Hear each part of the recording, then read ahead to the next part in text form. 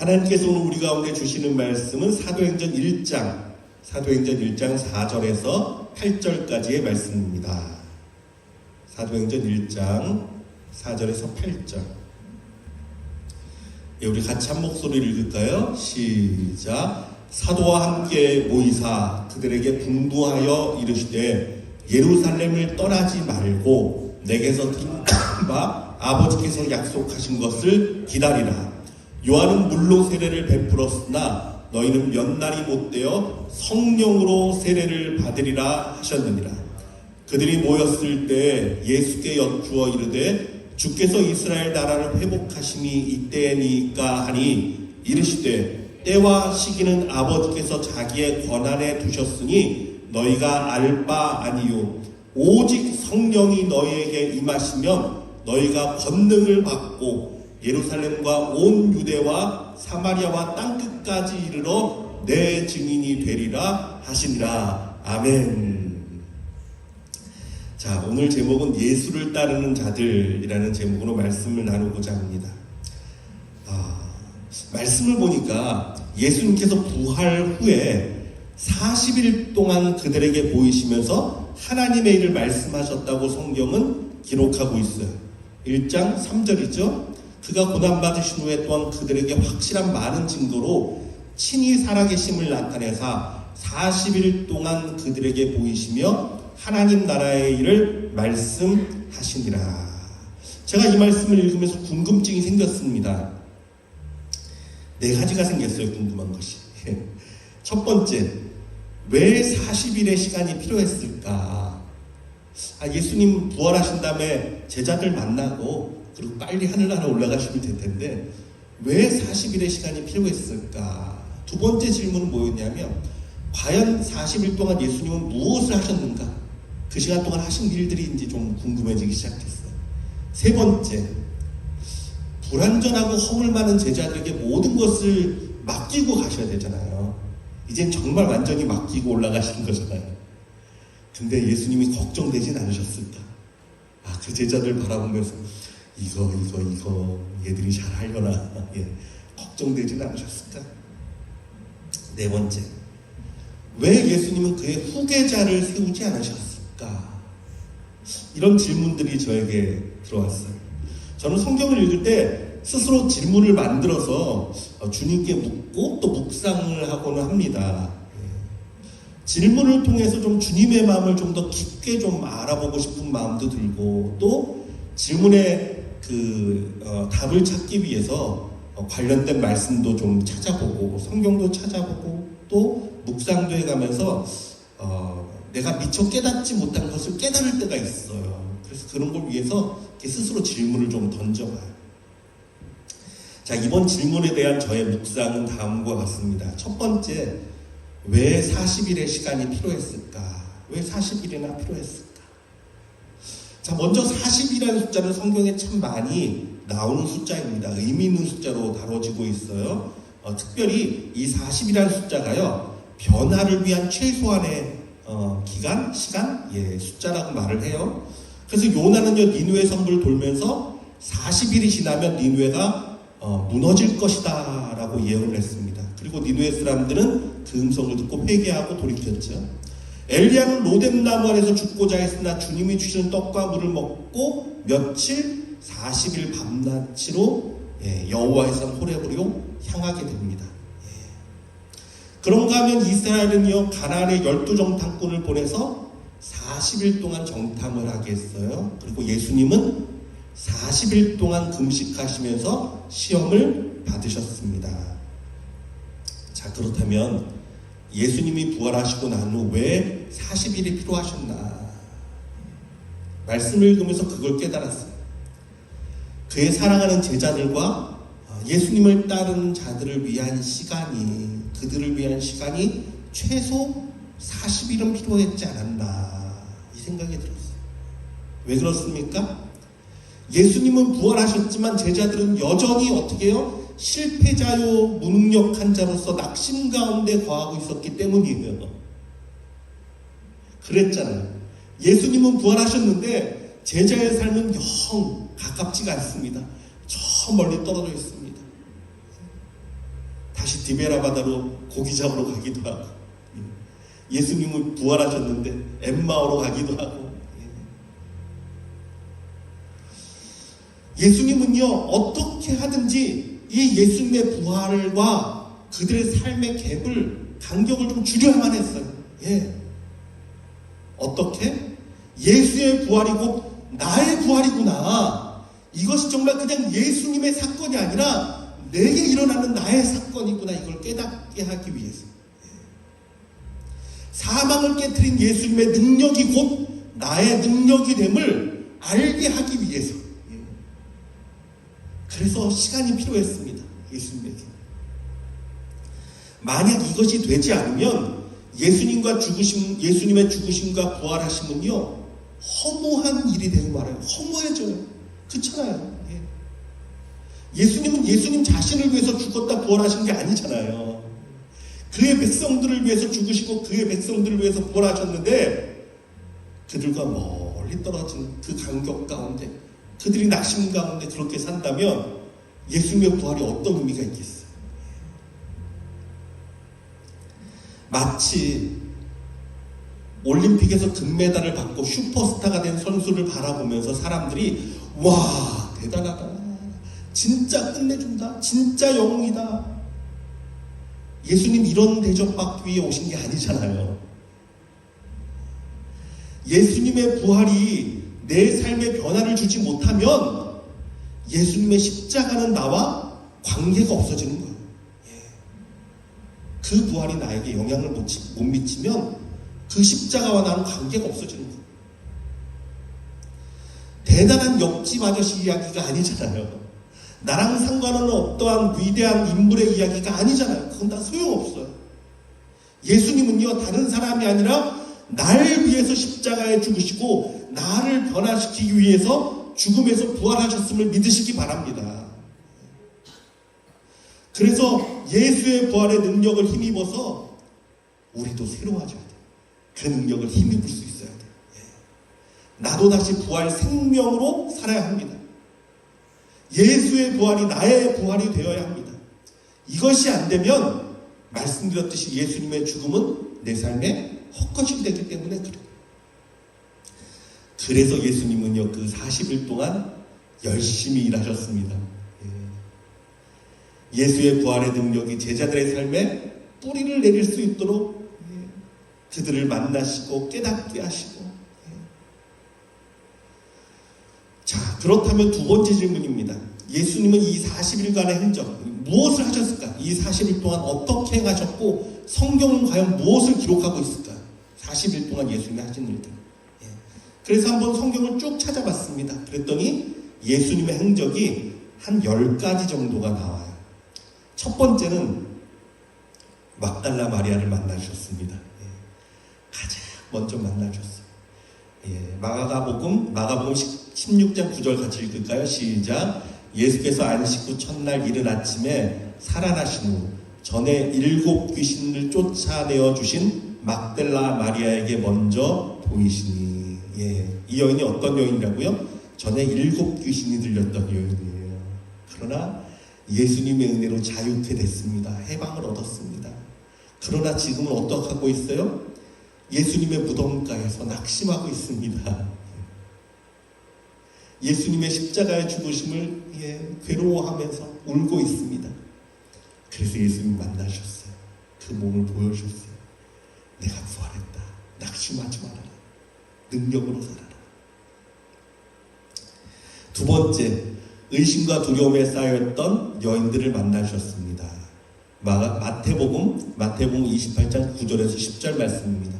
예수께서 그들을 만나 이르시되 평안하냐 하시거늘 여자들이 나아가 그 발을 붙잡고 경배하니 이에 예수께서 이르시되 무서워하지 말라.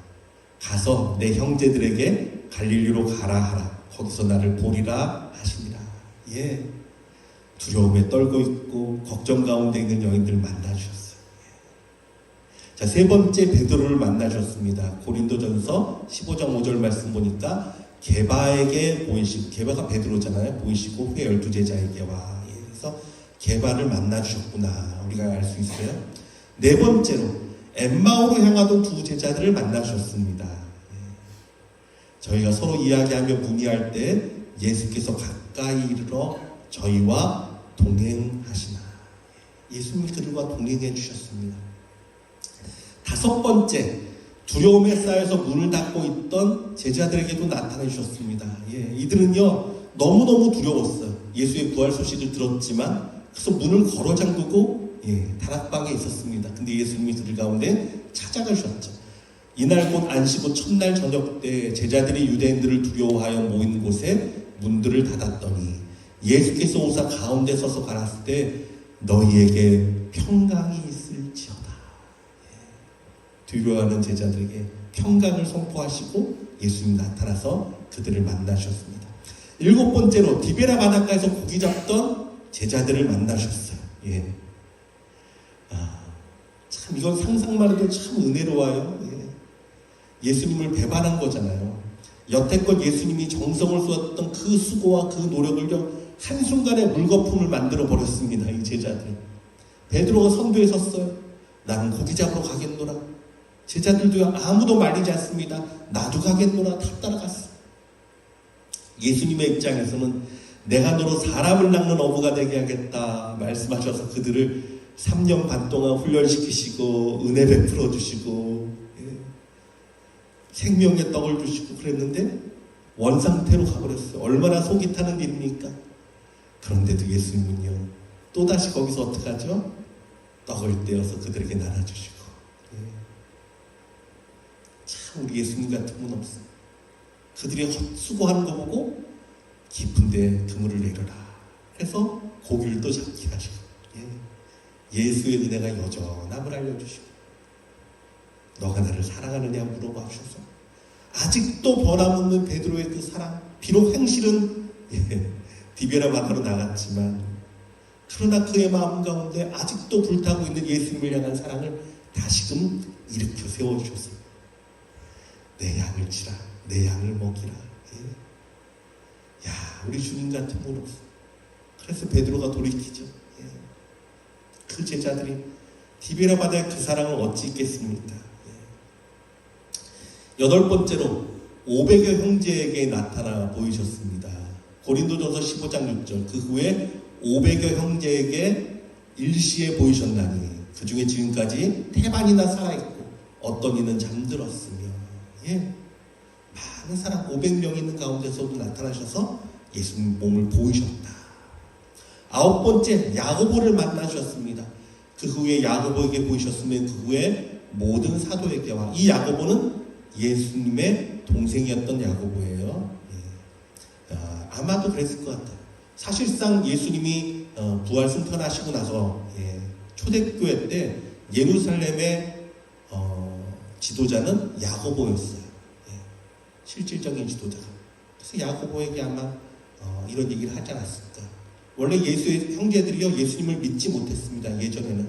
그러나 예수님을 만나고 예수님의 죽으심을 보고 예수님의 부활하심을 깨닫고 나서 그는요 완전히 예수 그리스도를 나의 주 나의 하나님으로 받아들여요. 마지막 10번째로 11제자에게 나타나 만나셨습니다.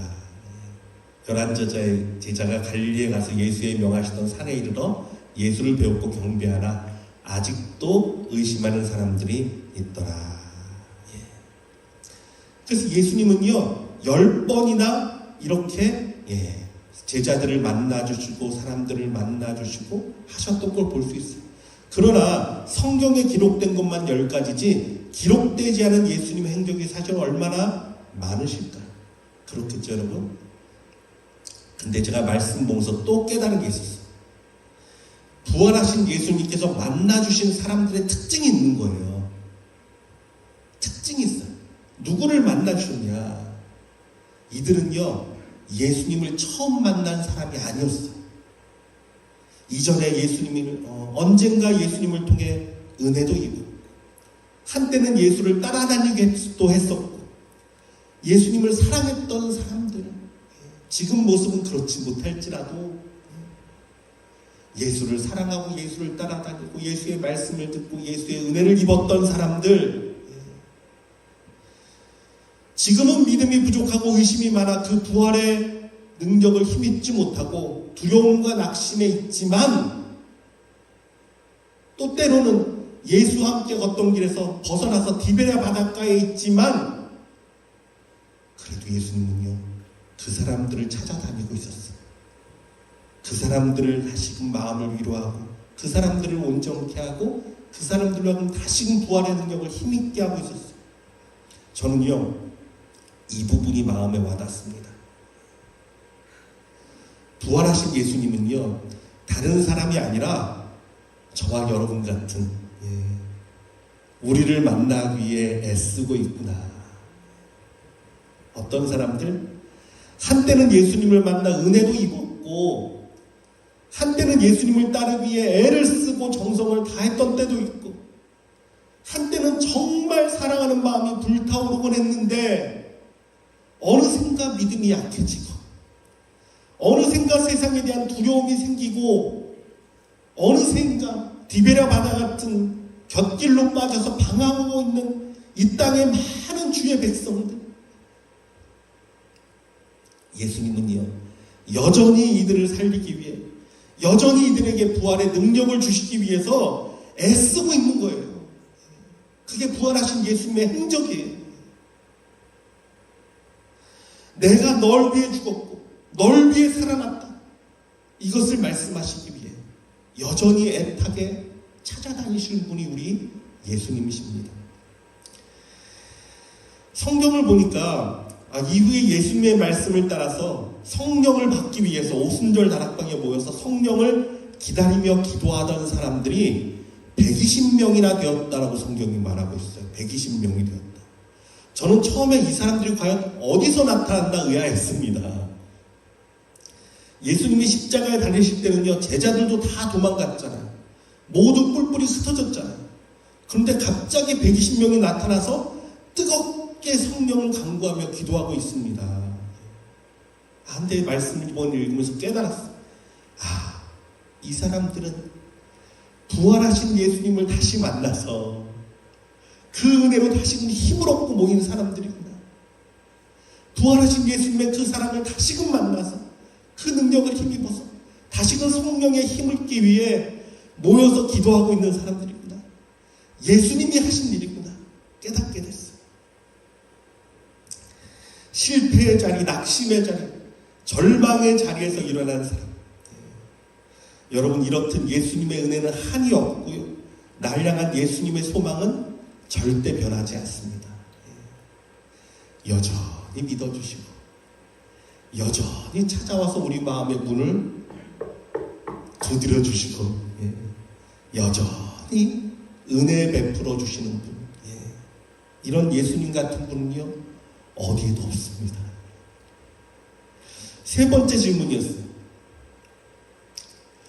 불완전하고 허물 많은 제자들에게 모든 것을 맡기는 것이 예수님 걱정되진 않으셨습니까?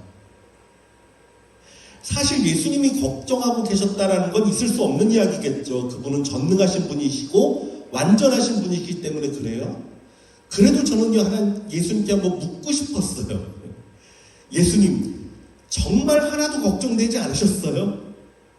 제자들은 벌써 디베랴 바닷가로 다 도망쳤던 전적 있는 사람들이잖아요. 십자가 앞에서도 뿔뿔이 흩어졌던 사람들이잖아요. 아니 이 사람들이 또 배반하지 말라는 법이 어디 있어요? 힘들면 다 내팽개치고 도망갈 줄 누가 알아요? 정말 제자를 믿으신 거예요? 정말 예수님 조금도 걱정 안 하고 제자들을 완전히 믿어주셨습니까? 묻고 싶어. 그런데 이 질문이 사실은 참 중요한 것이에요. 이 질문은요 나에게도 해당되는 질문이기 때문에 그렇습니다. 그래요. 나는 자꾸 나에 대해서 실망하는데 주님은요 언제나 나를 보고 난 널 믿는다 말씀하세요. 참 이상하죠. 나는 아니에요. 난 못해요. 제가 기도하면요 주님은 언제나 말씀하십니다. 아니야, 너 할 수 있어. 내가 도와줄게. 너 할 수 있어. 나는 너무 부족한데 주님은 괜찮대요. 내가 힘줄게. 도와주시겠대. 나는 자꾸 실수하고 넘어지는데 주님이여, 내가 손잡아줄게. 괜찮아. 말씀하십니다. 아니, 예수님, 대체 왜 포기하지 않으세요? 진짜 묻고 싶어. 대체 왜 포기하지 않으세요? 근데 예수님은요, 절대 포기하지 않으신대요. 왜 그렇습니까? 그게 예수님이에요. 날 향한, 아니 여러분 각자를 향한 그 믿음을 예수님은요 절대 포기 안 하십니다. 여러분들을 향한 소망을요 절대 포기 안 하십니다. 그게 예수님이에요. 다른 사람은 다 실망하고 떠나도 예수님만큼은 절대 실망하지 않으세요. 그래도 내 곁에서 나를 붙들어 주시고, 그래도 내 손 잡아주시고, 그래도 넌 할 수 있다 말씀하시고, 그래도 내가 널 사랑한다 말씀하시는 분. 이게 예수님이에요. 언제까지입니까? 우리가 영원한 천국에 이를 때까지. 그래서 결국 내 삶에 예수님이 승리하십니다. 예수님이 승리해요. 결국은요 예수님의 믿음대로 되는 거예요. 그러니 사랑하는 여러분, 더 이상 고집 세우지 마시기를 바랍니다. 여러분을 향한, 당신을 향한 예수님의 그 믿음을 한번 믿어주세요. 예수님 믿고 한번 믿음의 발걸음을 내디뎌 보세요. 주님이 할 수 있다 말씀하십니다. 주님이 포기하지 말랍니다. 아니, 예수님이 책임지십니다. 예수님이 이끄십니다. 나보다 나를 더 잘하시는 분이 우리 예수님이잖아요. 예수님이 너는 존귀하다, 너는 거룩하다, 내가 너를 믿는다 말씀하십니다. 여러분, 이 믿음 배반하지 않는 자가 되기를 원합니다. 주님, 나는 부족하지만 예수님 말씀하시니 내가 걷겠습니다. 예수님 말씀하시니 내가 흉내라도 내보겠습니다. 예수님이 나를 그렇게 보시니 내가 한번 그렇게 되도록 따라가 보겠습니다. 여러분, 주님의 그 음성을 향해 한 걸음 한 걸음 걸어갈 수 있는 그러한 자가 되기를 원합니다. 마지막 네 번째, 왜 예수님은 그의 후계자를 세우지 아니하셨을까? 여러분, 교회에서 목사가 은퇴하면 어떡합니까? 후임을 세워야 되죠. 그렇잖아요. 후임을 세워야 돼요. 그래야 교회가 흔들리지 않고 새로운 리더십 안에서 다시 일어날 수 있기 때문이에요. 이런 관점에서 본다면요, 예수님은 후임을 세워야 했습니다. 예수님의 뒤를 이어서 강한 리더십으로 제자들을 이끌고 교회를 인도할 사람, 이런 사람을 세워야 됐어요. 근데 여러분, 말씀을 한번 보십시오. 예수님은요 끝까지 후임을 세우지 않았어요. 사람들은 베드로가 수제자라고 말합니다. 저도 이게 입에 붙었어요. 베드로는 수제자다. 저도 그냥 무의식 중에 나와요. 그런데 정작 예수님은요 단 한 번도 베드로를 수제자라고 말하신 적이 없습니다. 성경은 베드로가 수제자라고 어디도 증거하고 있지 않습니다. 오히려 마태복음 20장 23절을 통해서 내 좌우편에 앉는 것은 내가 아니라 내 아버지께서 주시는 것이다. 이르시되 너희가 과연 내 잔을 마시려니와 내 좌우편에 앉는 것은 내가 주는 것이 아니라 내 아버지께서 누구를 위하여 예비하셨든지 그들이 얻을 것이니라 라고 말씀하셨고요. 너희 중에 으뜸이 되고자 하는 자는 너희의 종이 되어야 한다. 너희가 진짜 수제자가 되고 싶어? 그러면 종이 되어야 돼. 종을 말씀하셨어요. 그래서 제자들은요 예수님이 십자가에 달리시는 그 밤까지, 그러니까 그 바로 전까지 뭘 갖고 싸운 줄 아십니까? 누가 크냐 이거로 싸웠어. 누가복음 22장을 보면요 예수님께서 마지막 만찬 최후의 만찬 직후에 누가 더 크냐는 다툼이 일어납니다. 정말 한심하죠. 정말 안타깝죠. 그런데 여러분, 우리가 이 사건을 통해서 깨달을 수 있는 건요, 무엇입니까? 예수님은요, 어느 누구를 가리켜서 수제자다라든지, 혹은 가장 큰 제자라든지, 혹은 나를 이을 내 후계자라든지, 이런 것을 단 한마디도 언급 안 하셨다는 거예요. 그러니까 싸우죠. 예수님이 언지를 주셨으면 싸웠겠어요? 아니죠. 예수님은 끝까지 안 하셨어요. 그렇다면 예수님은 왜 안 하셨을까요? 예수님은 왜 후임을 안 세우셨을까요? 이유는 간단합니다. 너무 쉽습니다. 예수님은요, 은퇴하실 생각이 없었어요. 은퇴할 생각이 없었어요. 근데 생각해보면 이게 얼마나 감사한지 몰라요. 여러분, 베드로가 날 위해 죽어줄 수 있습니까? 아니면 바울이 날 위해 십자가에 달리겠어요? 예수님 아니면 안 돼요, 여러분. 난요, 예수님 아니면 안 돼요. 예수님을 대체할 사람은 아무도 없습니다. 그래서 육으로 함께했던 예수님은 하늘로 올라가셨지만 성령으로 임하신 예수님이 우리 가운데 임하여서 우리 가운데 오셔서 영원히 우리를 떠나지 않고 함께 거하십니다. 이게 예수님의 역사예요. 이것은요, 저와 여러분뿐만이 아니라 베드로도, 바울도, 요한도, 모두 다 예수가 아니면 안 되는 사람들이었어요. 이전에는 육으로 오셔서 기도와 성령을 의지해서 역사하고 도우셨다면 이제는 예수의 영, 성령 그 자체로 임하시는 거예요. 그러니 얼마나 그 능력과 권세가 크겠어요. 성령으로 임하는 예수, 육으로 임하시는 예수가 아니라 성령으로 임하는 예수. 능히 약한 자를 들어 강한 자를 부끄럽게 하십니다. 베드로를 통해 능히 앉은뱅이를 일으켜 세우게 하십니다. 베드로의 메시지를 듣고 3,000명이 회개하고 돌아오게 하십니다. 누가 그렇게 이끄시고 도와주신다고요? 바로 성령으로 임하시는 예수님이 하십니다. 그러니 여러분, 성령 충만이 얼마나 중요한 일이에요. 그래서 우리는 성령을 기다리며 사모해야 돼요. 예수님, 나에게 성령을 부어주세요. 감으로 메마른 심령 가운데 주님 단비를 내리듯이 나에게 예수의 영으로 충만하게 해주세요. 내가 예수의 영의 힘을 입고 살게 해주세요. 더 이상 나약하게 내가 자빠지고 쓰러지고 우울하고 낙심하고 이게 아니라 예수의 능력으로 담대히 나아가게 해주세요.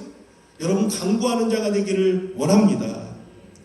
우리 가운데 있는 예수의 영, 성령은요, 능히 우리를 변화시킵니다. 능히 우리를 새롭게 하십니다. 능히 우리를 온전케 하심을 믿으시기 바랍니다.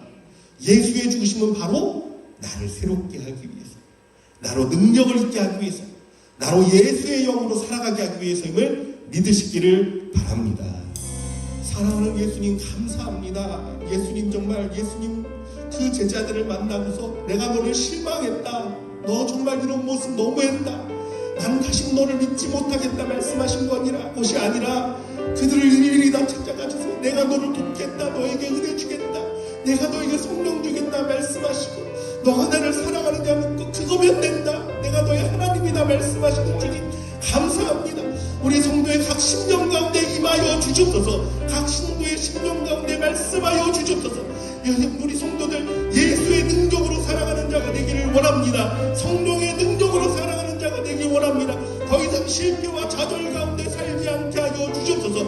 예수의 부활이 나의 능력이 됨을 알게 하여 주시고 그 성령을 의지해서 살아가는 자를 되게 하여 주시옵소서. 그야말로 예수로 말미암아 날마다 기쁘고 날마다 능력 있고 날마다 감사하며 살아가는 복된 삶이 되도록 성령이여 축복하여 주시고 은혜 베풀어 주시옵소서.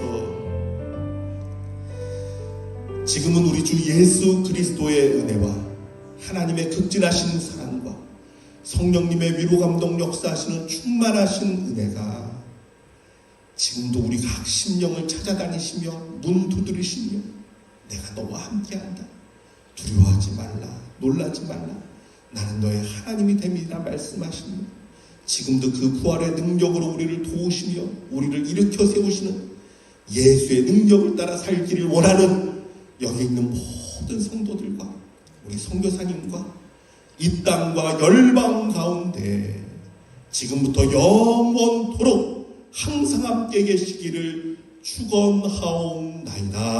아멘.